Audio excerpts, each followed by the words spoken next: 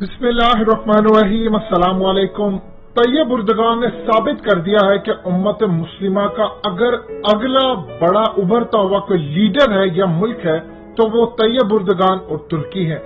Azerbaijan Armenia ने मामला तय कर लिए हैं रूस के अंदर। रूस के फॉरेन मिनिस्टर ने आर्मीनिया और अजरबैजान के फॉरेन मिनिस्टर को बिठाया।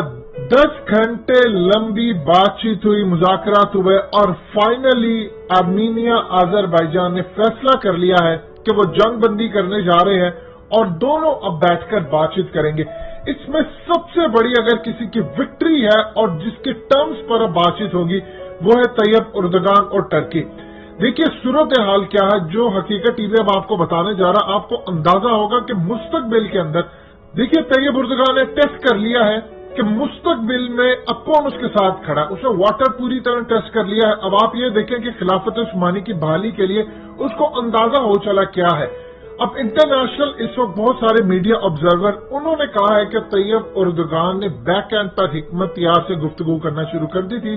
गुलबदीन हिकमत यार जो अफगानिस्तान के अंदर लड़ चुके, और कहा था कि अगर हालात खराब होते हैं, ये जंग अगले लेवल पर जाती है तो वो अपने लड़ने वाले अफगानिस्तान से अजरबैजान भेजेंगे। लेकिन अभी तक तुर्की की जानिब से ऑफिशियली इस बारे में कुछ नहीं कहा गया। अब आप ये देखें कि मामला क्या है। रूस को इस वक्त सबसे ज्यादा किसी चीज से अगर खतरा दुनिया में कहीं है तो उनको पता है कि सोवियत यूनियन तोड़ने के बाद आज आप देख लें कितने साल हो चुके हैं, और ये दो जो ममालिक हैं अजरबैजान और आर्मीनिया, ये सोवियत यूनियन जो पाकिस्तान ने मिलकर तोड़े थे उन्हीं में से दो निकले। अब उस सूरत हाल में पाकिस्तान टर्की के साथ खड़ा हो गया। पाकिस्तान ने फौरी तौर पर कह दिया कि वो अजरबैजान के साथ है। अब रूस को उसके इंटेलिजेंस चीफ को जो रिपोर्ट मिली वो उस वक्त वो कह रहे थे कि सबसे ज्यादा हमें खदशा ये है कि टर्की की एक आवाज के ऊपर पूरी दुनिया के अंदर से जो इस्लामिक लड़ने वाले हैं मुसलमान लोग हैं, अगर टर्की ने एक आवाज दे दी तो ये सारे कूद पड़ेंगे और खाली आर्मीनिया के खिलाफ नहीं कूदेंगे बल्कि वो रूस में भी दाखिल हो जाएंगे। और अगर रूस में वो दाखिल हो गए तो पहले ही हम सोवियत यूनियन तोड़वा चुके हैं मुसलमानों के हाथों, अफगान तालिबान के हाथों और पाकिस्तान के हाथों। अगर ऐसी सूरत हाल होती है तो रूस इसको बर्दाश्त नहीं कर पाएगा, क्योंकि रूस के अंदर भी कई करोड़ मुसलमान हैं अब बहुत सारे जो कि इस इंतजार में बैठे हैं कि अगर कोई ऐसा मसला होता तो वो रूस पर चढ़ाई कर दे। रूस को सबसे बड़ा खदशा ये था, जिसके बाद रूस ने काम ये सबसे पहला किया कि उसने आर्मीनिया की बैक करना बंद कर दी। आर्मीनिया ने जब देख लिया कि अमेरिका को कॉल की, अमेरिका अपने इलेक्शन में बिजी, किसी ने साथ न दिया, यूरोपीय यूनियन ने उसका साथ नहीं दिया, किसी ने भी साथ नहीं दिया, तो मॉस्को ने जब उनको बुलाया, यानी जो फॉरेन मिनिस्टर्स की मीटिंग हुई उसके अंदर बुलाकर उनको कहा कि आप बैठे मामला हल करें। आर्मीनिया को समझ आ गई कि मेरे लेवल पर अब रूस साथ देने को तैयार नहीं है, क्योंकि रूस को पता है अगर टर्की ने एक आवाज दे दी तो पाकिस्तान समेत दुनिया भर से लड़ने वाले अगर पहुंच गए वहां पर तो ये मामला खराब हो जाएगा। ईरान ने स्टार्ट के अंदर देखिए क्या काम किया। ईरान पहले न्यूट्रल रहना चाहा, फिर ईरान ने आर्मीनिया की तरफ झुकाव किया। लेकिन अगर ऐसी सूरत हाल होती तो पूरी दुनिया में कहा जाता कि जो मसलक ईरान का वो अजरबैजान वालों का भी है और वो ईसाइयों का साथ देकर अपने ही मुसलमानों के खिलाफ लड़े। इससे सबसे बड़ी बगावत जो शुरू हो चुकी थी वो ईरान के अंदर हुई थी। 2 करोड़ लोग बगावत के लिए तैयार थे। तो ये कुल मिलाकर सबसे बड़ी अगर इस वक्त किसी की जीत हुई है तो वो तैयब उर्दगान की हुई है। अब जो आगे मुज़ाकरात होंगे वो तैयब उर्दगान की मर्जी के मुताबिक होंगे। जो भी इनके साथ मामला है, अगर वो पुरानी जो एरिया है जिस पर असल में काराबाग का इशू है, अजरबैजान कहता है वो मेरा इलाका, यूनाइटेड नेशन ने भी कह दिया। अब तैयब उर्दगान ने चूंकि इस लड़ाई में पीछे नहीं हटे, सबसे ज्यादा अगर किरदार इस लड़ाई के अंदर अदा हुआ है तो तुर्की के ड्रोन्स ने किया है। उन्होंने कमाल काम किया, आर्मीनिया के टैंक्स उड़ा दिए हैं। उनके इतने ज्यादा विलेजेस जो थे जो आर्मीनिया ने कब्जा किया था वो इन्होंने वापस ले लिए। अब असल में तुर्की को समझ आ गई है कि अगर आने वाले वक्त के अंदर मैंने किसी मुल्क के ऊपर चढ़ाई करनी है, पाकिस्तान मेरे साथ है, कतर मेरे साथ है, अफगान तालिबान मेरा साथ देंगे, हिकमत यार ग्रुप मेरा साथ देगा, और उसके अलावा मैं मुसलमानों को दुनिया भर से इस्लाम के नाम पर किसी को भी अगर लड़ने के लिए बुलाऊंगा जो कि इस्लाम की जंग हो तो ये सारे मेरा साथ देंगे। सो लिहाजा अगली सतह पर अगर कोई बड़ा लीडर आपको उम्मत मुस्लिमा से उभरता नजर आ रहा है तो वो है तुर्की। अब देखिए इसका सबसे बड़ा पाकिस्तान को बेनिफिट क्या हो सकता है कि पाकिस्तान یہی ماڈل اگر کشمیر میں اپلائی کر دیتا ہے تو آپ سوچ بھی نہیں سکتے کہ دنیا کے اندر جو بڑی وکٹری کہلائی جائے گی وہ پاکستان کی ہوگی۔ دیکھیے روس کوئی چھوٹا ملک نہیں ہے، یہ ذہن میں رکھیے گا، اس کی طاقت کوئی چھوٹی نہیں ہے۔ امریکہ کا پریشر لینے سے انکار کیا طیب اردگان نے، اس نے کہا میں F-35 نہیں لوں گا۔ انہوں نے کیا کیا؟ انہوں نے S-400 لے لیے۔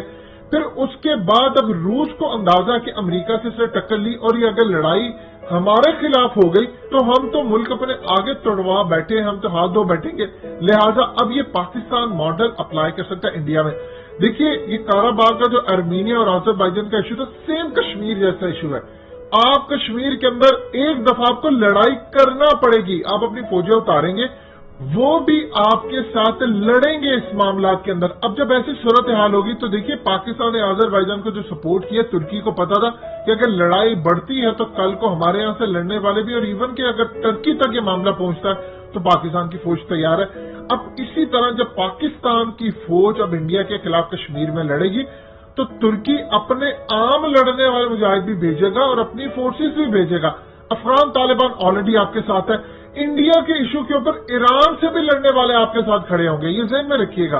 اس تمام صورتحال کے اندر ایون کہ افغان طالبان اور ایران کا اگر آپ دیکھ لیں تو مسئلے کی اختلاف ہے، لیکن دونوں ایک طرف اس وقت کھڑے ہیں، دونوں ایک کھڑے ہیں معاملے کے اوپر، انڈیا کے خلاف ہو، امریکہ کے خلاف ہو یا کسی اور ممالک کے خلاف ہو۔ اور دوسرا سب سے بڑی بات یہ ہے، اسلام کے نام کے اوپر آپ سب سے پیاری قوت کیا ہوتی ہے مسلمانوں کی، کہ آپ اللہ کے نام کے اوپر اللہ کی راہ میں لڑنے کے لیے ایک آواز دیتے ہیں، لوگ اپنی جانوں کا نذرانہ لے کر پہنچ جاتے ہیں۔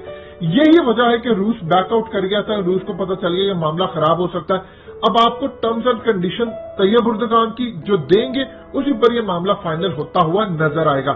یہی آپ ماڈل کشمیر کے اندر اپلائی کر سکتے ہیں۔ لہٰذا ایک بات آپ اچھی طرح سمجھ لیں کہ پاکستان کو اب ہر صورت کشمیر کے معاملے پر ایک کام کرنا ہے، ہمیں بے یارو مددگار نہیں چھوڑنا۔ اب یہ چائنا کے ساتھ جو اصل میں انڈیا کا کانفلکٹ ہے، اسی میں پاکستان کی بقا اور اسی میں ہم اپنا فائدہ اٹھا سکتے ہیں۔ طیب اردگان کی سب سے بڑی اور اہم بات یہ ہے، ان کی اکانومی بے شک بہت زیادہ ڈاؤن جا رہی ہے، ان کا ترکش لیرا گر رہا ہے، لیکن اگر آپ دیکھیں گے کہ انہوں نے امریکہ کا پریشر لینے سے انکار کیا۔ اب جانتے ہیں چائنا کے خلاف بھی طیب اردگان کھڑے ہو گئے، چائنا ایک سپر پاور بن رہی ہے، انہوں نے کہا کہ مسلمانوں پر ظلم ہو رہا ہے، اس کے خلاف بھی وہ کھڑے ہو گئے، روس کے خلاف بھی وہ کھڑے ہو گئے۔ لہٰذا اس صورتحال کے اندر طیب اردگان کو صرف ایک چیز چاہیے اور وہ ہے فائٹرز، اور ان کو پتہ دنیا کی سب سے بہترین فائٹرز دو جگہوں پر پائے جاتے ہیں، ایک پاکستان کے اندر پائے جاتے ہیں اور ایک افغان طالبان ہے۔ اور پاکستان کی فوج الحمدللہ ہم نے بھی بڑے لیول پر شکست دی، یہ کوئی چھوٹی چیز نہیں تھی جو پاکستان نے اس وقت پراکسیز کو شکست دی تھی۔ بلیک واٹر سے لے کر TTP داعش، یہ تمام لوگ تھے جن کو آپ کی فوج نے شکست دی، اور same as it is Afghan Taliban, انہوں نے تو ایک لیول آگے بڑھ کے امریکہ کو بھی شکست دی، جس کو جنرل حمید گل کی زبان میں آپ کہہ سکتے ہیں کہ پاکستان نے امریکہ کو امریکہ کی مدد سے شکست دی۔ لہٰذا اس صورتحال میں اگر کوئی بڑا لیڈر بن کر ابھرا ہے امت مسلمہ سے، اور عرب ممالک کو اب اندازہ ہو چلا ہے کہ طیب اردگان کے ساتھ لڑنا کوئی آسان کام نہیں ہے، امریکہ کو وام کے دکھاتا ہے، روس کو دکھاتا ہے، وہ چائنا کو دکھاتا ہے، وہ کسی کو نہیں چھوڑتا، اسرائیل سے تو ویسے ہی اس کی لڑائی ہے۔ لہٰذا اس صورتحال میں بڑا لیڈر آپ اگلی خطے کا دیکھ سکتے ہیں تو وہ ہے طیب اردگان۔ دوستوں حقیقت ٹی وی کو سبسکرائب کرنا مت بھولیے، ویڈیو کو لائک کریں، شیئر کریں اور کمنٹ سیکشن میں اپنی رائے کا اظہار ضرور کریں۔